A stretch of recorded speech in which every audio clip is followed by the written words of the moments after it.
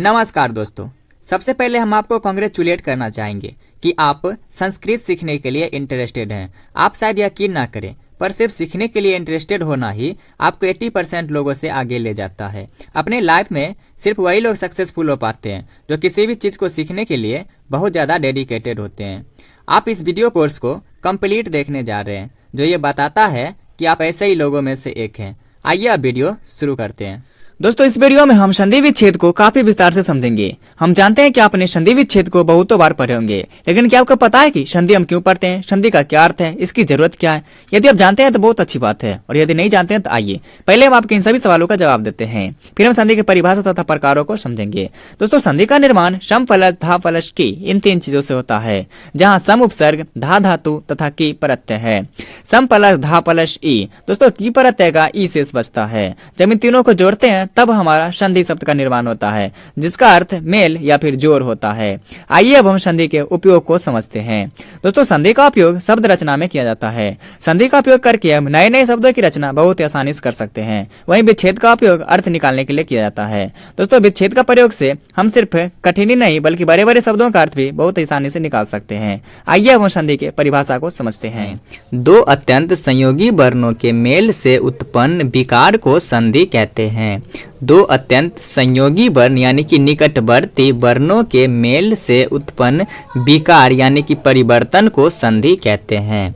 दो अत्यंत निकटवर्ती वर्णों के मेल से उत्पन्न परिवर्तन को संधि कहते हैं। जैसे भानु प्लस उदय भानुदय, इति प्लस आदि इत्यादि, जगत प्लस ईश जगदीश, यश प्लस धरा यशोधरा। आइए देखते हैं इनमें क्या परिवर्तन हुआ। दोस्तों, यहाँ भानु के नु में उ की मात्रा ह्रस्व है यानी कि छोटी उ है, लेकिन संधि हो जाने पर भानुदय के नु में उ की मात्रा बड़ी यानी कि दीर्घ हो गई।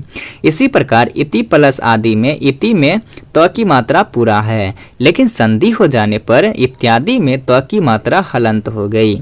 इसी प्रकार जगत प्लस इसमें जगत यहाँ त है, लेकिन संधि हो जाने पर जगदीश यानी कि यही त द में बदल गया। इसी प्रकार यश प्लस धरा यशोधरा में यश यहाँ विसर्ग है, लेकिन संधि हो जाने पर यशोधरा यानी कि यही विसर्ग ओ में बदल गया। दोस्तों, ये सब परिवर्तन कैसे हुआ, किस सूत्र से हुआ, इसे हम कैसे करेंगे, इन सभी बातों को हम इसी वीडियो में आगे विस्तार से समझेंगे। तो बने रहिए हमारे साथ वीडियो के लास्ट तक। दोस्तों, ये तो हुई संधि की बात, लेकिन आपने संधि के साथ विच्छेद को तो जरूर सुना होगा।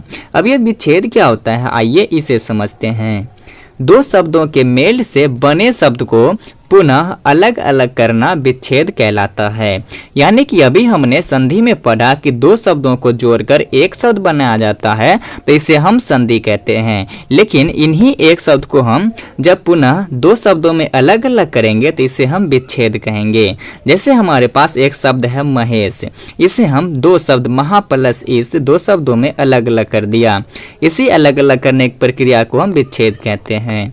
इसी प्रकार हमारा दूसरा शब्द है संस्कार, इसे भी हम समपलस्कार यानी कि दो शब्दों में अलग अलग कर दिया। इसी दो शब्दों में अलग अलग करने की प्रक्रिया को हम विच्छेद कहते हैं। आइए अब हम संधि के प्रकार को समझते हैं। दोस्तों, संधि के 3 प्रकार होते हैं, स्वर संधि, व्यंजन संधि तथा विसर्ग संधि। आइए हम इन तीनों को एक एक करके विस्तार से समझते हैं। स्वर संधि, स्वर वर्ण के साथ स्वर वर्ण के मेल से उत्पन्न विकार को स्वर संधि कहते हैं। स्वर वर्ण, दोस्तों यहाँ स्वर वर्ण आया है। दोस्तों, संधि को समझने के लिए स्वर वर्ण तथा व्यंजन वर्ण को समझना काफी जरूरी होता है। यदि आपने पहले से ही स्वर वर्ण तथा व्यंजन वर्ण को जानते हैं तो अच्छी बात है, और यदि नहीं जानते हैं तो भी कोई बड़ी बात नहीं है। वीडियो के डिस्क्रिप्शन में हमने वर्ण प्रकरण का लिंक दे रखे हैं, जिसके अंतर्गत हमने स्वर वर्ण तथा व्यंजन वर्ण को काफी विस्तार से बताया है। जाइए और एक बार जरूर देखिए। तत्काल अभी के लिए हम एक नज़र देकर वीडियो को आगे बढ़ाते हैं। दोस्तों, ये ऊपर का लाइन हमारा स्वर वर्ण है। अ, आ, ह्रस्व ई, दीर्घ ई, ह्रस्व उ, दीर्घ उ, ए, ऐ, ओ, औ, छोटे रे, बड़े रे, लिरी।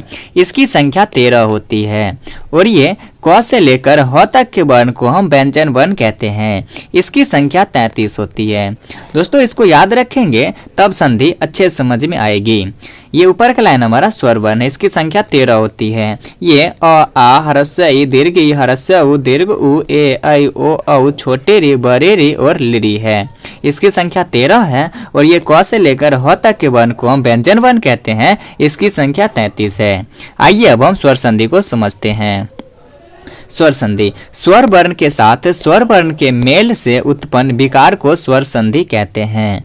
दोस्तों संधि में हम दो शब्दों को जोड़कर एक शब्द बनाते हैं। दो शब्दों को जोड़कर हम एक शब्द बनाते हैं और यहाँ बोला है स्वर वर्ण के साथ स्वर वर्ण के मेल से, यानी कि प्लस के आगे पीछे दोनों तरफ स्वर वर्ण ही रहेगा, इधर भी स्वर और इधर भी स्वर, तभी तो हमारा होगा स्वर वर्ण के साथ और स्वर वर्ण के मेल से, यानी कि इसके साथ और इसके मेल से। जैसा कि परिभाषा बोल रहा है, स्वर वर्ण के साथ स्वर वर्ण के मेल से उत्पन्न विकार को स्वर संधि कहते हैं, यानी कि इसके साथ और इसके मेल से जो परिवर्तन होगा उसे हम स्वर संधि कहेंगे। जैसे भानु प्लस उदय भानुदय, लंब प्लस उदर लंबोदर, लरी प्लस आकृति लाकृति।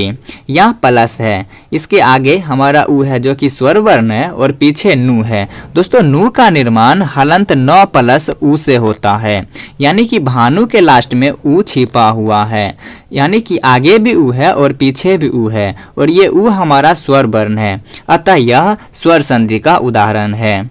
इसी प्रकार हमारा लंब प्लस उदर लंबोदर, यहाँ हमारा उ है स्वर वर्ण है आगे, लेकिन इससे पीछे तो ब है।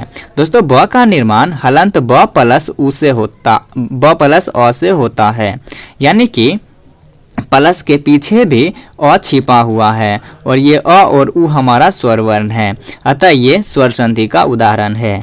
इसी प्रकार हमारा लिरी प्लस आकृति लाकृति। दोस्तों आ तो हमारा स्वर वर्ण ही है और पीछे लिरी है, इसे भी हमने अभी देखा, ये भी हमारा स्वर वर्ण के अंतर्गत लिरी आता है, अतः लिरी भी हमारा स्वर वर्ण है। इस प्रकार लाकृति स्वर वर्ण का उदाहरण है। आइए अब हम स्वर संधि के प्रकार को समझते हैं। दोस्तों अभी हमने देखा कि संधि के 3 प्रकार होते हैं, स्वर संधि, व्यंजन संधि तथा विसर्ग संधि। अब हम देख रहे हैं कि स्वर संधि के पुनः 5 प्रकार होते हैं, दीर्घ संधि, गुण संधि, यन संधि, वृद्धि संधि तथा अयादि संधि। आइए हम इन्हें एक एक करके विस्तार से समझते हैं। दीर्घ संधि दो समान स्वर वर्णों के मेल से उत्पन्न विकार को दीर्घ संधि कहते हैं। दो समान स्वर यानी कि प्लस के आगे पीछे एक ही समान स्वर वर्ण रहे तब इसे हम दीर्घ संधि कहेंगे। जैसे भानु प्लस उदय भानुदय। दोस्तों यहाँ प्लस के आगे उ है और प्लस के पीछे नु है। इस नु का निर्माण हलंत न प्लस उ से होता है, यानी कि भानु के लास्ट में उ वर्ण छिपा हुआ है, अर्थात प्लस के आगे पीछे एक ही समान स्वर वर्ण उ है, अतः भानुदय दीर्घ संधि का उदाहरण है। इसी प्रकार विद्या प्लस आलय विद्यालय, प्लस के आगे आ है जो कि स्वर वर्ण है और प्लस के पीछे विद्या है, अर्थात यहाँ पर भी आ वर्ण छिपा हुआ है, यानी कि प्लस के आगे पीछे एक समान स्वर वर्ण है, अतः विद्यालय भी दीर्घ संधि का उदाहरण है। इसी प्रकार नदी प्लस ईस, प्लस के आगे ई है और नदी के लास्ट में ई छिपा हुआ है, यहाँ पर भी प्लस के दोनों तरफ एक ही समान स्वर वर्ण है। इसी प्रकार मही प्लस ईस महेश, प्लस के आगे ई है और प्लस के पीछे भी ई छिपा हुआ है, अतः ये सभी दीर्घ संधि का उदाहरण है।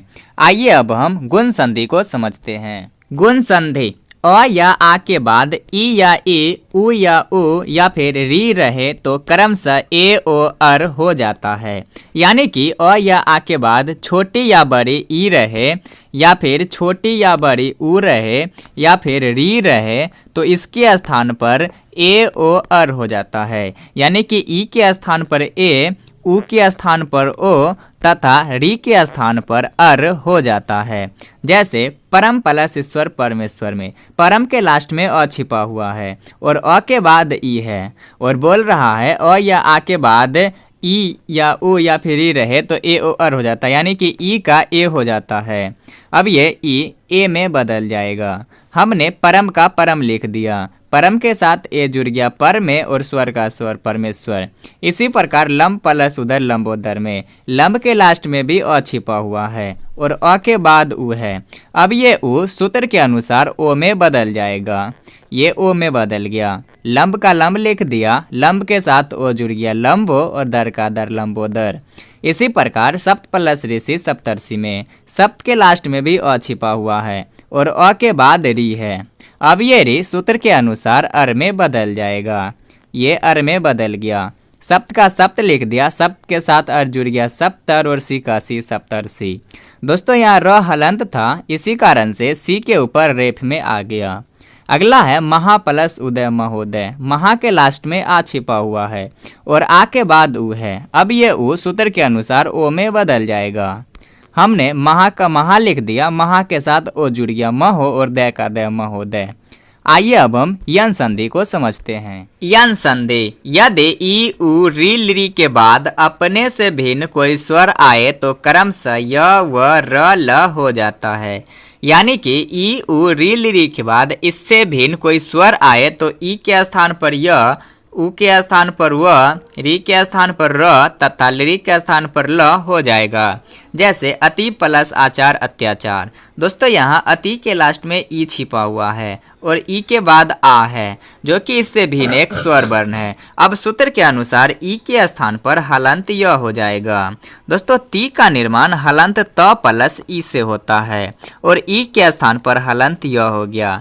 अब हमारे पास अ और हलंत त बच गया, हमने यहाँ लिख दिया। हलंत य के साथ आ जुड़ गया या करिया हो गया और चार का चार अत्याचार। इसी प्रकार मधु प्लस हरि मधुहरि में मधु के लास्ट में उ छिपा हुआ है और उ के बाद अ है, जो कि इससे भिन्न एक स्वर वर्ण है। अब सूत्र के अनुसार उ के स्थान पर हलंत व हो जाएगा। दोस्तों धू का निर्माण हलंत ध प्लस उ से होता है और उ के स्थान पर हलंत व हो गया। अब हमारे पास म और हलंत ध बच गया, हमने लिख दिया। हलंत व के साथ जब अ मिलता है तो पूरा व हो गया और री का री मधुहरि। इसी प्रकार पितरी प्लस आदेश पितरादेश है। यहाँ पितरी के लास्ट में री छिपा हुआ है और री के बाद आ है, जो कि इससे भिन्न एक स्वर वर्ण है। अब सूत्र के अनुसार री के स्थान पर हलंत र हो जाएगा। दोस्तों त्री का निर्माण हलंत त प्लस री से होता है और री के स्थान पर हलंत र हो गया। अब हमारे पास पी और हलंत त बच गया, हमने पी और हलंत त लिखा। दोस्तों हलंत र के साथ जब आ जुड़ेगा तो र का रा होगा और हलंत त के साथ जब रा जुड़ता है तो तरा हो जाता है, पितरा। इसके साथ जब देश जुड़ गया, पितरादेश। इसी प्रकार लिरी प्लस आकृति लाकृति में लिरी है, लिरी के बाद आ है, जो कि इससे भिन्न एक स्वर वर्ण है। अब सूत्र के अनुसार लिरी के स्थान पर ल हो जाएगा और ल के साथ जब आ जुड़ता है तो ल करला और कीर्ति का कीर्ति लाकृति। आइए अब हम वृद्धि संधि को समझते हैं। वृद्धि संधि, यदि अ या आ के बाद ए ऐ या ओ औ रहे तो ए ऐ का ऐ तथा ओ औ का औ हो जाता है। यानी कि अ या आ के बाद ए या फिर ऐ रहे तो इसके स्थान पर ऐ तथा ओ या फिर औ रहे, ओ या फिर औ रहे तो इसके स्थान पर औ हो जाता है। जैसे सदा प्लस एव सदैव। दोस्तों सदा के लास्ट में आ छिपा हुआ है और आ के बाद ए है। अब सूत्र के अनुसार ए के स्थान पर ऐ हो जाएगा। अब ये ए ऐ में बदल गया। अब सदा के साथ जब ऐब जुड़ेगा तो सदैव हो जाएगा। इसी प्रकार गंगा प्लस ओध गंगोध। गंगा के लास्ट में भी आ छिपा हुआ है और आ के बाद ओ है। अब सूत्र के अनुसार ओ के स्थान पर औ हो जाएगा। अब ये ओ औ में बदल गया। जब गंगा के साथ औध जुड़ेगा तो गंगौध हो जाएगा। इसी प्रकार धन प्लस ओध धनौध। धन के लास्ट में अ छिपा हुआ है और अ के बाद ओ है। अब सूत्र के अनुसार ओ के स्थान पर भी औ हो जाएगा। अब यहाँ पर औ हो गया। जब धन के साथ औध जुड़ेगा तो धनौध हो जाएगा। इसी प्रकार तत्र प्लस एव तत्रैव। तत्र के लास्ट में अ छिपा है और अ के बाद ए है। अब सूत्र के अनुसार ए के स्थान पर ऐ हो जाएगा। अब यहाँ ऐब हो गया। जब तत्र के साथ ऐब जुड़ेगा तो तत्रैव हो जाएगा। आइए अब हम अयादी संधि को समझते हैं। अयादी संधि, यदि ए ऐ ओ औ के बाद कोई स्वर हो तो क्रमशः ऐ आय औ आव हो जाता है। यानी कि ए आई ओ औ के बाद कोई स्वर हो तो ए के स्थान पर आई के स्थान पर आय, ओ के स्थान पर औ तथा औ के स्थान पर आओ हो जाता है। जैसे ने प्लस अन बराबर नयन। दोस्तों ये ने का निर्माण हलंत न प्लस ए से होता है, यानी कि ने के लास्ट में ए छिपा हुआ है और ए के बाद अ है जो कि एक स्वर वर्ण है। अब सूत्र के अनुसार ए के स्थान पर अय हो जाएगा, यानी कि अब ये ए अय में बदल गया। अब दोस्तों हमारे पास हलंत न है। हलंत न के साथ जब ये अ जुड़ेगा तो पूरा न हो जाएगा और हलंत य के साथ जब ये अ जुड़ेगा तो पूरा य हो जाएगा और न का न, यानी कि ने प्लस अन बराबर नयन। इसी प्रकार अगला है गय प्लस अक बराबर गायक। दोस्तों ये गय का निर्माण हलंत ग प्लस अय से होता है, यानी कि गय के लास्ट में अय छुपा हुआ है और अय के बाद अ है जो कि एक स्वर वर्ण है। अब सूत्र के अनुसार अय के स्थान पर आय हो जाएगा, यानी कि अब ये अय आय में बदल गया। अब दोस्तों हमारे पास हलंत ग है। हलंत ग के साथ जब आ जुड़ेगा तो गा हो जाएगा और हलंत य के साथ जब अ जुड़ेगा तो य हो जाएगा और क रह जाएगा, यानी कि गय प्लस अक बराबर गायक।